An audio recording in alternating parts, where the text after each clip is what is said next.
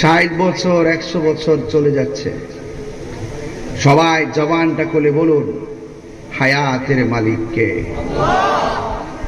মওতের মালিক কে? ইজ্জতের মালিক কে? আল্লাহ। আজকের এই মাহফিলে আমি দেখতে পাচ্ছি আশিকে রাসূল সাল্লাল্লাহু আলাইহি সাল্লামের মাহফিল। এমন অনেক মুরব্বী আছে এই মাহফিল শুনেছেন বসে বসে, কিন্তু এখন কবরে চলে গেছে, আছে না নাই?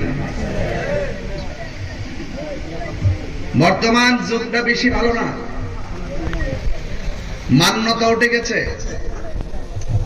শ্রদ্ধা উঠে গেছে, দিনদারি উঠে গেছে, পরহেজগারিতা উঠে গেছে, আমানতধারিতা উঠে গেছে, মায়া মমতা উঠে গেছে।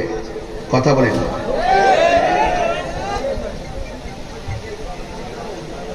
আজকের এই জানেন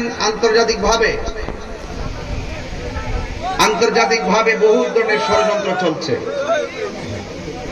আপনারা জানেন ভারতের রামগিরি মহারাজ, সে আমার নবীকে নিয়ে কটূক্তি করেছে। মুসলমানরা যখন রাজপথে নেমেছে তখন ওই বিজেপি একজন সংসদ সদস্য, সে বলতেছে, তার নাম হলো নীতিশ নারায়ণ রানে, সে বলতেছে যারা তার বিরুদ্ধে, রামগিরি মহারাজের বিরুদ্ধে যারা কথা বলবে, ওই মুসলমানদেরকে মসজিদ থেকে পিটিয়ে বের করে দেওয়া হবে।